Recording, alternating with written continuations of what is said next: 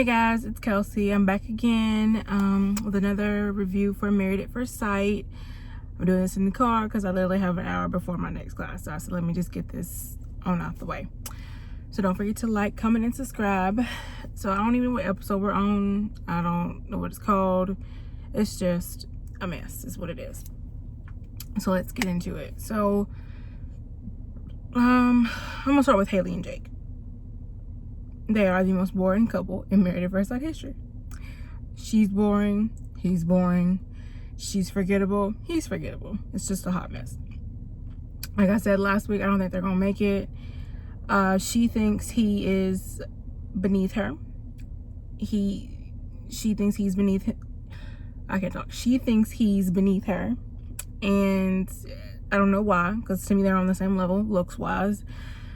He needs to grow a beard, because you out here giving strong baby face and you ain't got the kind of qualities that go with a bare face. You need a beard to kind of step your game up a little bit, you know, get you a little bit more, what's the word? I don't know, a little bit more swag. He needs a little bit more swag because he's really funny, low key, but it's just the weirdness kind of overshadows what he's got going on. So that's just kind of my little 2 cents on that. She thinks she knows everything because she's been to all these different countries, but to me, she seems a little small town minded, like very like judgmental. She judged him off jump because he hadn't really been anywhere. And you know, I don't see them working. They put up a good little front at the group meetup. Like, but you could tell she really didn't want him touching her, but you could also tell she didn't want nobody else to know she wasn't feeling him. Like, she didn't want to be judged, because that little side on the hip thing, he had a little hand on the hip, that wasn't, she wasn't really falling for that. She was really trying to inch away from him without people noticing. Because all he talks about is steak and eggs, like steak and eggs, steak and eggs, steak and eggs. And if it's not steak and eggs, it's the 80s. If it's not the 80s, it's his house. Like, she didn't even know what a DeLorean was. I can't even. So they're still a no for me. You know, I'd be surprised if they make it. If anything, it'll be decision day, 6 months later, they broke up. Clara and Ryan, they seem to be getting on a little bit better this episode. I still think the religion piece is going to play a problem for them. I think whatever happened to her to like throw her so out of her faith, I would love to know what that is, because she is firmly in that she doesn't want, and as you can see, my neighbor's car is leaving out. Sorry about that, guys. I know it's kind of distracting, but you know, that's how I gotta do it this time. I don't really see them working out long term. I think they both want to be married, so I think they're both willing to put up with whatever they got to put up with to a certain extent. And we'll get to why I feel about that later. But the kids and the religion piece is going to play a really big role in their relationship, I feel like, because it plays a big role in any relationship. He's not going to want to get up and get his kids ready to go to church, and then she's still sitting at home in the bed. And just going back to, like, I hate to harp on it, but when, like, how she acted during the prayer at the family breakfast. If she's that bent out of shape and, you know, poor mouthing and, you know, sad face over a prayer, imagine how she'll be over him taking their kids to church. And then also a bigger piece of how will they identify, because he doesn't know who he is. Like, now I may be wrong, and maybe he, you know, was just, I'm a black man and I love myself and X, Y, and Z. But that whole French Creole thing still just made me feel to the left about you. And her whole racially ambiguous, they can't put racially ambiguous on an application or on a SAT form. Like, there's not a racially ambiguous spot. There's black, white, you know, like there's no racially ambiguous. I think they got a little bit too much going on to really be trying to judge anyone, because you know, when she tried to put that little side comment at Virginia and Eric, she, like, it's something about the other women that really bother her, that really make her insecure. Like, she's a very insecure woman, very much so. So I still think they'll make it, because I think she's happy with whatever racially ambiguous man she get, and he happy with whatever white girl he gets. So they just gonna be, you know, two ignorant people together. Who else? Eric and Virginia. Baby, I'm gonna need Virginia to visit the nearest Alcohol Anonymous class, because sis, this ain't the move for you. Like, you look a mess. You look a hot, drunk mess.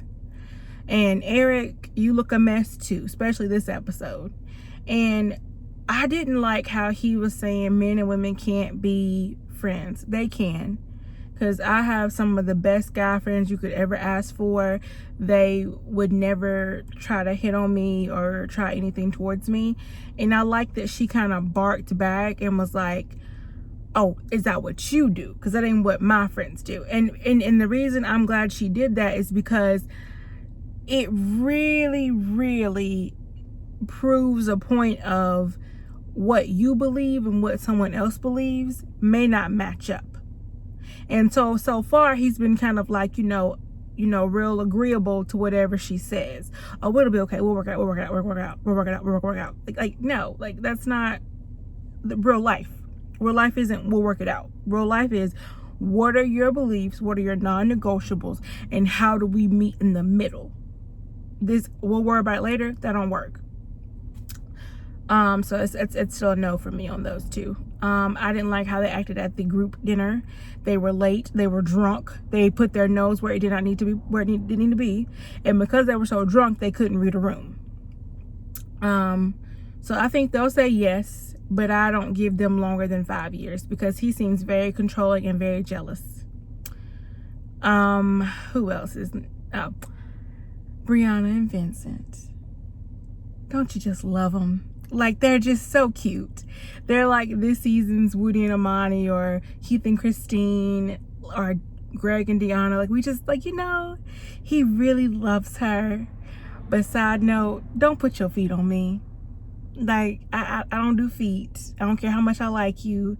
Keep your dogs away from my dogs, okay? Like, we ain't, no sir. But they're just too cute. Like, can you just, I love them. I do think her bossiness is gonna get in the way. He gives me a little bit of, like, when things get tough, he gonna need a minute to, like, get away. And when you married, you can't do that. Go in the guest bedroom. So I don't know how that's gonna really work out when they finally get a little drama, you know, back to the real world. You know, like, right now they've been living on cloud 9. So we'll see. I still say it's a yes for them. They're great. Let's see. Okay, guys, let's talk about Chris and Paige. It's still a no for me. At this point, it's up and it's stuck. Like, I can't say that enough. It's up and it's stuck for me, because I would have been on the first thing smoking back to Atlanta had I been informed that you have a baby on the way. And, like, she didn't ask any questions, or that we saw. Let me say that, because, you know, could have been edited out. But I do appreciate that he did allow her to have her initial reaction in the bathroom away from the cameras, and to, like, say, take off your mic, like, let's turn this water on so they can't hear, so you can have the moment to freak out in private. I do respect him on that front. I do give him that credit. What else? Y'all, I'm baffled. Like, I'm baffled. Got me pulling my hair out. It's a no for me still. Like, he is the most narcissistic person I have ever met in my life. I mean, I've never met him, but I've seen in my life. But it's just the way he tried to turn that whole situation around into it being her fault. And she has to pull him off to the side and coddle him and all. No. That's not what we're doing here. Like, it could not have been me. And I agree with Clara. I would have been on the first thing smoking, like, chuck up the deuces, because we ain't together no more. Like, I want my papers. Like Usher said, I'm ready to sign these papers. We would have had to get these papers signed, okay? I I think he knew when he disappeared for those couple hours doing that, when he was supposed to be having brunch with the family. Going to get the breakfast menus. I think he knew then. And if it was 6 weeks, which means you were in the process of getting married and you was dipping and dabbing in other stuff. Now, I don't know about y'all, but I was always raised, when you finna start something new, don't go back looking at what's old, because it's gonna get you caught up. And look what happened. It did. It got him caught up. And, Paige is like, I was damn near stepmom and X, Y, and Z. Well, girl, this should have told you that you didn't want that for the next time. So why are you still here? And then this, God doesn't give you any water you can handle. Don't put God in that mess. Don't disrespect him like that. God didn't ordain this, not this mess. That's a mess. That's the devil. That's the devil ordaining that, not God. Don't put him in that. Don't put him in Jesus, the Holy Spirit. The Holy Trinity. That ain't in that. Keep that out. God ain't in that. That's some mess right there. That man is Satan. And how, he just said a few little sweet nothings. Oh, I want to give you babies. What you want, Project Twins? Come on. And she just ate it up. Like she been starving. Like she on death row finna get her last meal. I ain't never. She's too pretty and too smart for that. Like girls like Paige make my ass itch. Like, excuse my French, but she make my ass itch. Like, you got all of this education. You have all of these things going for you. The real estate, the accounting degree, all of this stuff. But you letting a bum man at that, who ain't even cute in the face nor body, because he ain't all that, come in and let you be boo-boo the fool. Because at this point, he letting you do whatever you want to do, because everything that he say to you should have been clue number 1 for you to go on about your business. When this man told me he wasn't attracted to me, that would have been enough for me.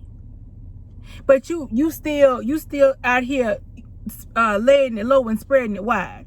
Girl, please get some self-respect. Because at this point, I can't even be mad at Chris no more, because you're the one that's allowing him to do this. You're the one that's allowing him to talk to you any kind of way, then come back and say, well, I really respect you. You're a beautiful black woman, and you're my wife. And what really got it though, y'all, was you come first. You're my wife. That's the way God ordained it. It's God, wife, and then the children. She ate that up. She ate it up like a starving kid in Africa. She ate that up so good and clean. She licked the bowl. I don't get it, y'all. I really don't get it. Like, why would you allow yourself to be disrespected like that? Like, that's crazy to me.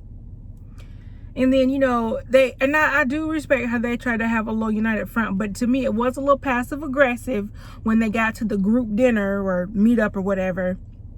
And she's like, well, you want to tell them? Might as well go ahead and tell them. They're going to find out anyway. Like, you wanted, like, passive aggressively, she wanted him to be as uncomfortable as he made her.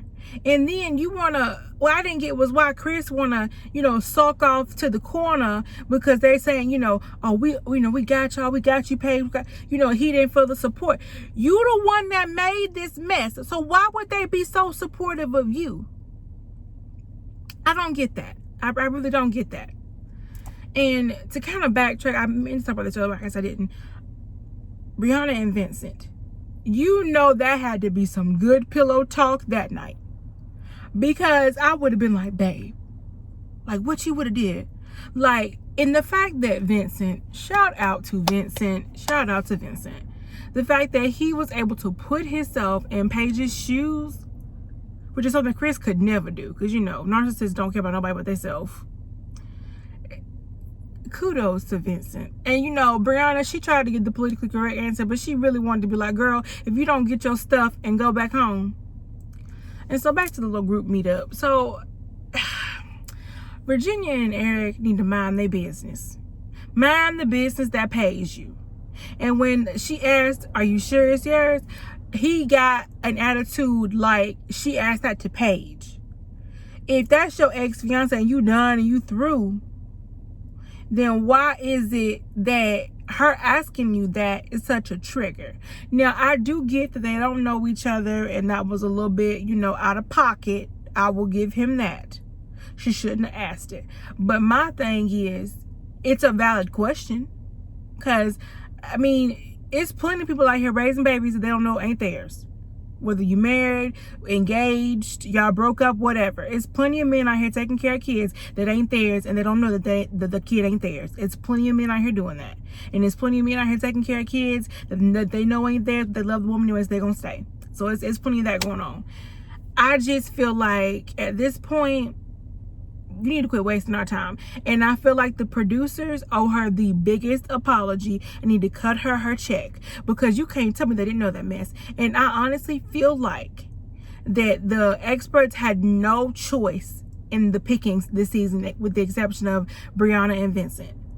Pastor Cal tried to tell y'all on the low that he wasn't gonna like her black ass. He tried to tell you that he don't like a Lupita. He don't like a Gabrielle Union. He want a Rihanna. He want a Beyonce. He want a Ella Mai. That's what he want. He don't like the brown skin. He like the light skin. It's up and it's stuck. That's all I can really keep saying. It's up and it's stuck, because this is a hot mess. And it really, as a black woman, bothers me. Bothers me to my core that they did this to this woman. And, you know, but I do appreciate everyone having her back, though. I do appreciate that. I think that was great. So to round it out, I don't think anyone's gonna make it but Brianna and Vincent, and then possibly Virginia and Eric. But, you know, I don't think they're gonna last long term, because Virginia ain't ready to get married. She is really 16 instead of 26. So I guess we'll see what happens next week. But, I mean, it should be interesting. Bye, guys. I'll see y'all next time. Well, next week.